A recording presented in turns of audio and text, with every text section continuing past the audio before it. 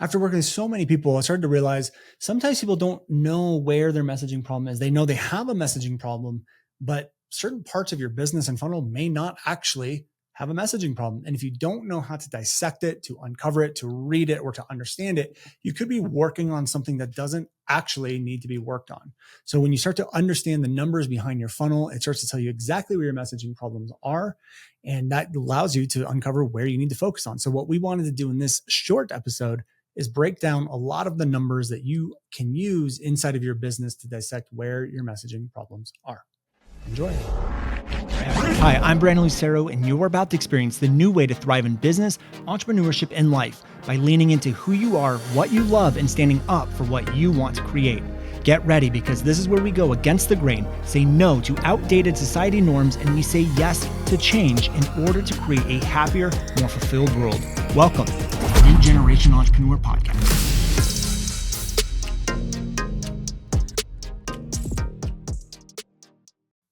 Hey, everybody, and welcome back to another episode. Today, we're going to be talking about numbers.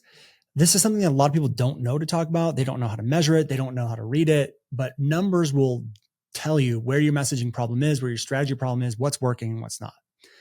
Understanding this is huge inside of your business. I work with a lot of different course creators and coaches and online entrepreneurs. And a lot of the time people come to me and they're like, hey, Brandon, can you help me with my messaging, my opt-in page? I'm like, well, what's it converting at? And they'll say like 40%. And I'm like, nope, we don't need to. It's converting. Like, it's doing just fine.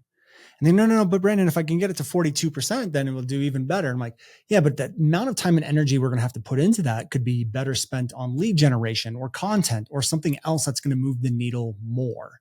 So we don't want to have to worry about that. We can get more effort, more money, better results by focusing on something else. We can get better results by focusing on a different part of the funnel. Putting the same amount of time and energy into getting it from 40 to 42 is going to be better spent getting it from on something else, right? But you have to understand the numbers in order to even get to that point.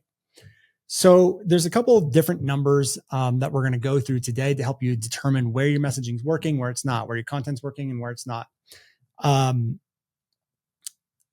Things like your CPL, opt-in page, show up rate, conversion, call show up rate, call close. These are kind of the things that we want to focus on. Okay.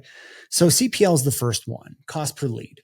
Now this one's going to be all over the board, depending on what industry you're in, how competitive it is, all of that stuff. So every business is a little bit different. We have some students who get below $1 leads. We have some people who get $2, $3, $4. We have some people who get $10. For me, like a good CPL would be anywhere from like $8 to $18 in a launch. Usually it's closer to 18. On Evergreen, it's usually closer to 8 because we're not spending as much money, right? So you want to measure your CPL. And I wouldn't say there's a line in the sand that says like, okay, this is a good CPL and this one's not. It's more of just comparing CPLs to your other CPLs. So which ad is getting the lowest cost per lead, then that becomes your baseline. And then now it's all about creating more ads, more things to get the CPL even lower. Okay. So you want to go lower and lower and lower, obviously.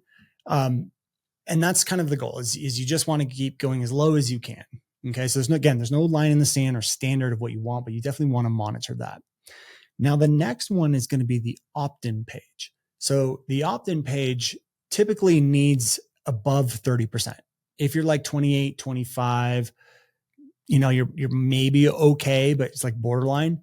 Ideally for us, we like to hit between 30 and 40%. Now, if your invite to the opt-in page, so your ad, the email, the social posts that are getting people to go to the page, if they are converting well, if they have the right messaging in it and the messaging is aligned with your opt-in page, typically your conversion rate is going to be pretty good. It's going to be pretty high, pretty easy. When opt-in pages don't hit 30%, it's usually because there's a disconnect between the messaging in the invite and the actual opt-in page. Okay. So, you might be using language like get this free workout. And then they land on the opt-in page and it says, finally lose weight. And although they could be related, they're not really the exact same thing. They're not congruent. And so there's a disconnect between what got them to click over and what's actually on the page. Okay.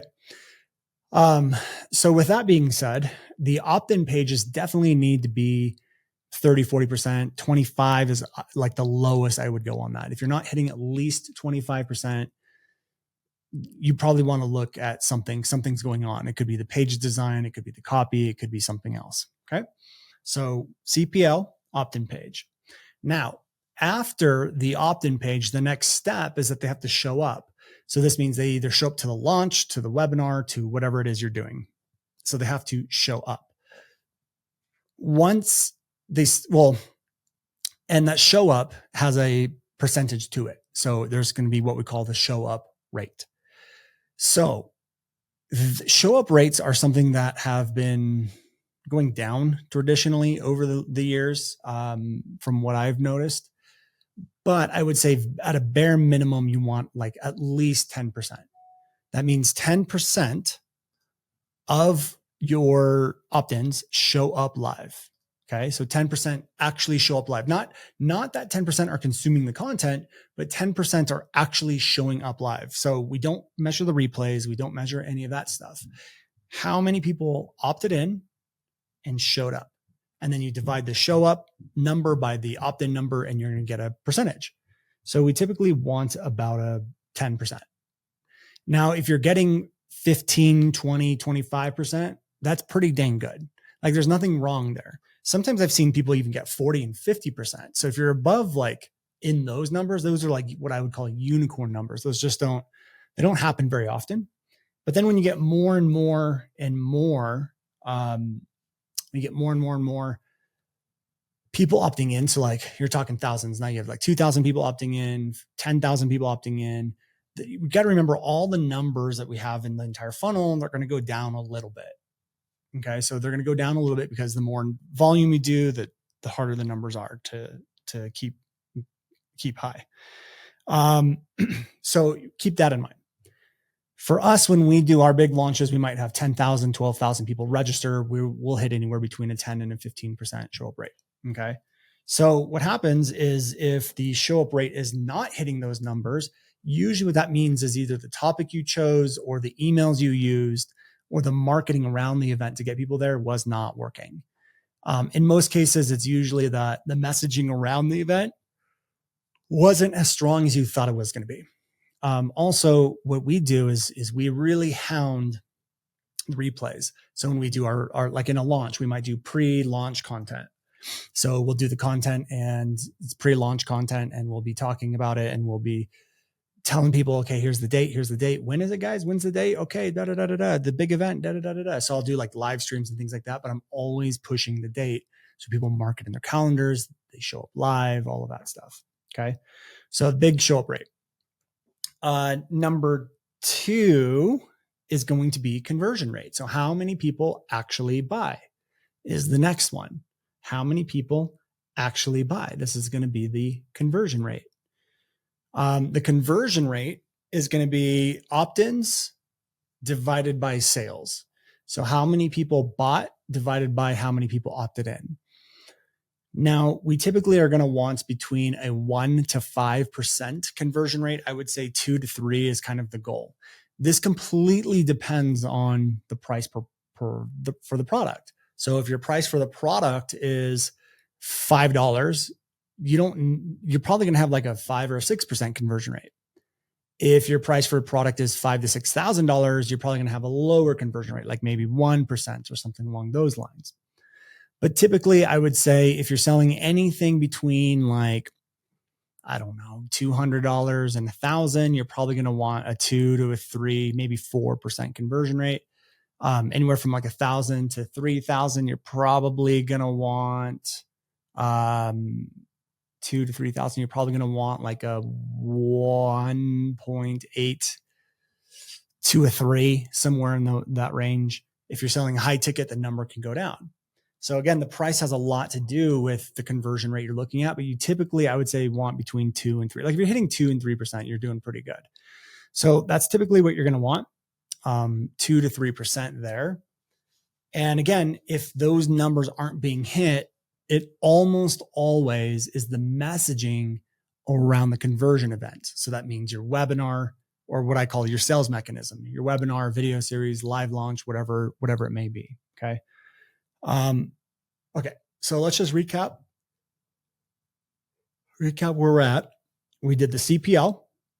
So you just want to do your ads, and you just want to get your own baseline, and you're just trying to beat your baseline. Then we have the opt-in page. So opt-in page is going to be typically between 20 and 40%. Okay. 20 and 40% for the opt-in page. Ideally, you want to be closer to 30% is kind of the goal of where you want to be.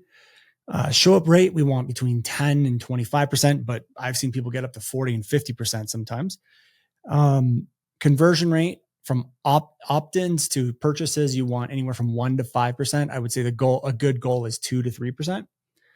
And then for those of you doing sales calls, what we want to see when you do sales calls is when you get a call booked, 60 to 70% of those people actually show up live to the call. And then from there, we see about 20% or more actually buy. Okay. So we have call show up and then call close. So we have about 60 to 70% of booked calls actually show up, and then 20 to 30% of them actually buy for high ticket sales. Okay.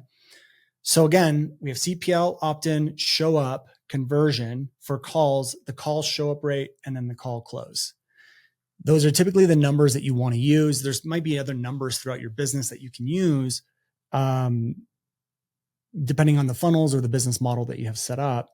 But those are the numbers that you're going to want to use. Those are the elements that you're going to want to use. And those can help dissect where the messaging is working and not working. So for example, if you're getting a bunch of people showing up to calls, but you're not closing 20%, the messaging or the communication on the actual call is off. It's broken somewhere. Okay. So, same thing with the show up rate. If you're getting people to book calls and they're not showing up, there's something around the messaging of the calls being booked. Doesn't show, maybe you need to add something in there that says, hey, you're confirming that you're showing up, you're taking a spot from somebody else, yada, yada, yada, right? There's things that you can do to increase those show up rates.